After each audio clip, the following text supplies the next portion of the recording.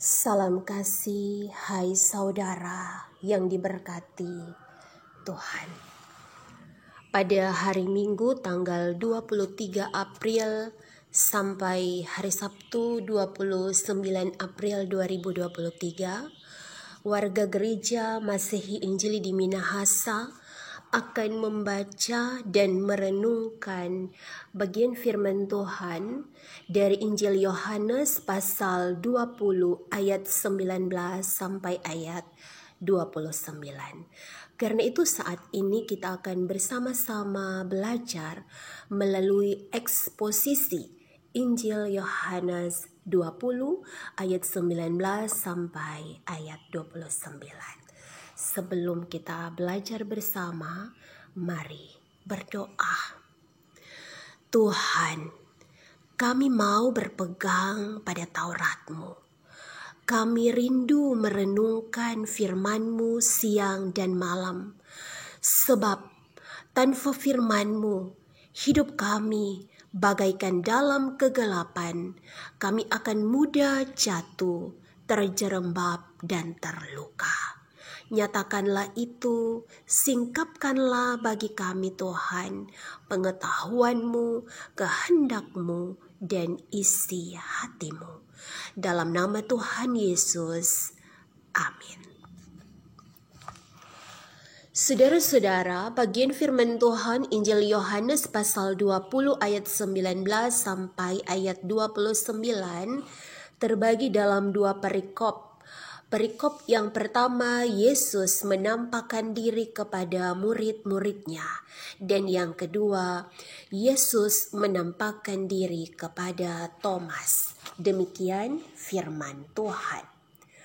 Ketika hari sudah malam pada hari pertama minggu itu, berkumpullah murid-murid Yesus di suatu tempat dengan pintu-pintu yang terkunci karena mereka takut kepada orang-orang Yahudi. Pada waktu itu, datanglah Yesus dan berdiri di tengah-tengah mereka dan berkata, "Damai sejahtera bagi kamu." Dan sesudah berkata demikian, ia menunjukkan tangannya dan lambungnya kepada mereka. Murid-murid itu bersukacita ketika mereka melihat Tuhan. Maka kata Yesus sekali lagi, "Damai sejahtera bagi kamu. Sama seperti Bapa mengutus aku, demikian juga sekarang aku mengutus kamu." Dan sesudah berkata demikian, ia mengembusi mereka dan berkata, "Terimalah Roh Kudus. Jikalau kamu mengampuni dosa orang, dosanya diampuni. Dan jikalau kamu menyatakan dosa orang tetap ada, dosanya tetap ada." Tetapi Thomas, seorang dari ke-12 murid itu yang disebut Didimus, tidak ada bersama-sama mereka ketika Yesus datang ke situ. Maka kata murid-murid yang lain itu kepadanya, "Kami telah melihat Tuhan." Tetapi Thomas berkata kepada mereka, "Sebelum aku melihat bekas paku pada tangannya, dan sebelum aku mencucukkan jariku ke dalam bekas paku itu, dan mencucukkan tanganku ke dalam lambungnya, sekali-kali aku tidak akan percaya." 8 hari kemudian, murid-murid Yesus berada kembali dalam rumah itu, dan Thomas bersama-sama dengan mereka. Sementara pintu-pintu terkunci, Yesus datang dan ia berdiri di tengah-tengah mereka dan berkata, "Damai sejahtera bagi kamu." Kemudian ia berkata kepada Thomas, "Taruhlah jarimu di sini dan lihatlah tanganku. Ulurkanlah tanganmu dan cucukkan ke dalam lambungku. Dan jangan engkau tidak percaya lagi, melainkan percayalah." Thomas menjawab dia, "Ya Tuhanku dan Allahku." Kata Yesus kepadanya, "Karena engkau telah melihat aku, maka engkau percaya. Berbahagialah mereka yang tidak melihat namun percaya. Saudaraku, Injil Yohanes menuturkan kehidupan dan ucapan-ucapan Yesus berbeda dengan Injil Matius, Markus, dan Lukas. Yohanes memberikan banyak perhatian pada 3 pertanyaan pokok. Yang pertama, siapa Yesus? Yang kedua, apa perbuatan Yesus yang membuktikan bahwa Ia adalah Anak Allah? Yang ketiga, bagaimana hubungan antara para pengikut Yesus dan orang-orang yang menentang dirinya? Maksud penulisan. Yohanes pasal 20 ayat 31 dengan jelas menyatakan mengapa Injil ini ditulis demikian. Tetapi semua yang tercantum di sini telah dicatat, supaya kamu percaya bahwa Yesuslah Mesias, Anak Allah, dan supaya kamu oleh imanmu memperoleh hidup dalam namanya. Latar belakang. Menurut Alkitab edisi studi, Injil Yohanes ditulis cukup lama setelah Yesus mati dan dibangkitkan. Kemungkinan setelah tentara Romawi menghancurkan Bait Allah dan mengakhiri pemberontakan Yahudi tahun 70 Masehi. Setelah masa ini, orang Yahudi yang telah menerima ajaran Yesus mulai dikucilkan dari tempat-tempat pertemuan Yahudi atau sinagoge untuk mencegah mereka menyebarluaskan berita tentang Yesus. Bandingkan Yohanes pasal 9 ayat 22 sampai ayat 23, juga pasal 12 ayat 42 dan pasal 16 ayat 1. Bacaan tadi terdiri dari 2 perikop. Yang pertama, Yohanes pasal 20 ayat 19 sampai ayat 23 dengan judul Yesus menampakkan diri kepada murid-muridnya. Lalu yang kedua, Yohanes pasal 20 ayat 24 sampai 29 yang berjudul Yesus menampakkan diri kepada Thomas. Kita mulai dari bagian yang pertama, Yohanes pasal 20 ayat 19 sampai ayat 23. Kebangkitan Yesus berdampak bagi pribadi atau personal, tetapi juga persekutuan atau kelompok. Dalam pertemuan pribadi dengan Kristus yang hidup, iman seseorang dilahirkan.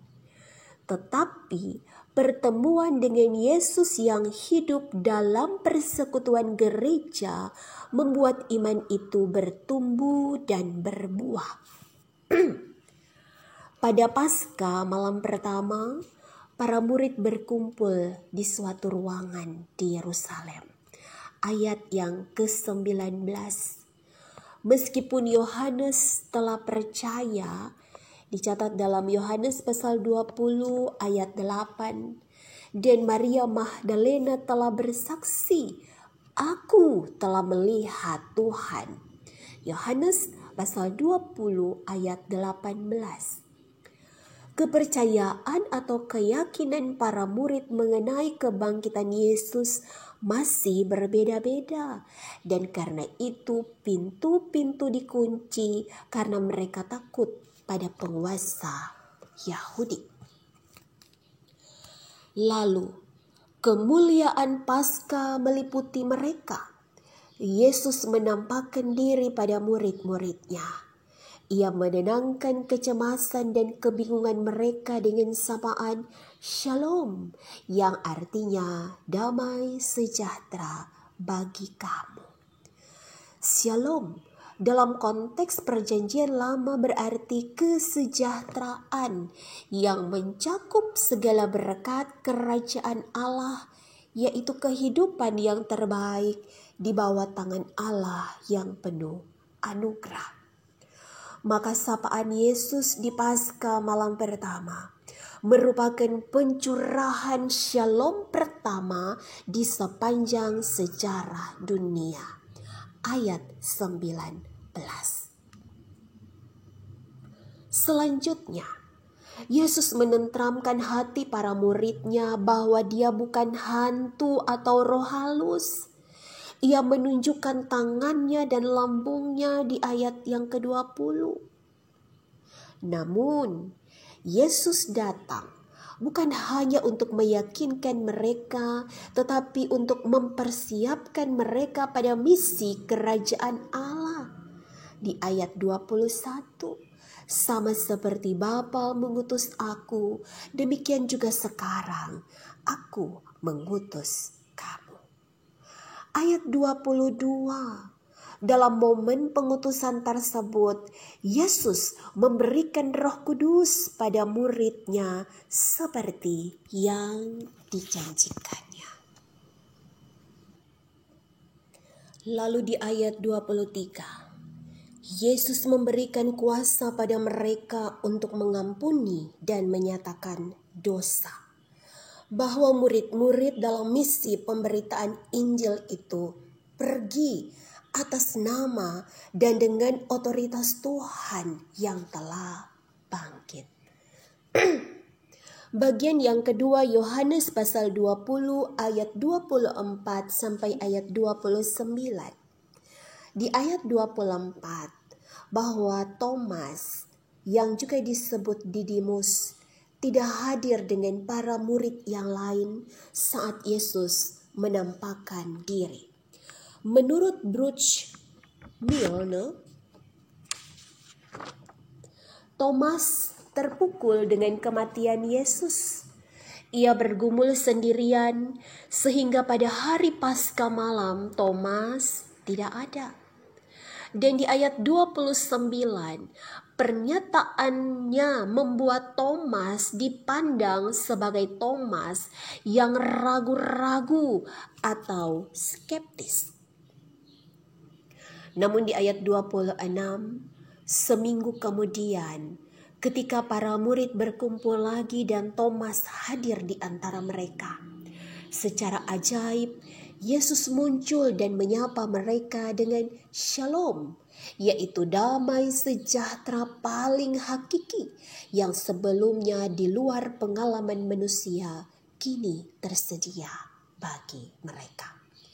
Ayat 27, perkataan Yesus ini memberi pesan, jangan lagi engkau Thomas tidak percaya, bersikaplah sebagai seorang yang percaya. Kalimat ini menunjukkan kegagalan Thomas dalam mendengar kesaksian Rasul yang merupakan dasar iman. Thomas gagal menerimanya. Dan di ayat 28, setelah Thomas melihat Yesus, ia memberikan sebuah kredo atau pengakuan dengan berkata, "Ya Tuhanku dan Allahku." Hal ini adalah sebuah konsekuensi bagi dia yang selalu ragu-ragu, yang kemudian disingkapkan dalam pertemuan dengan Yesus yang bangkit.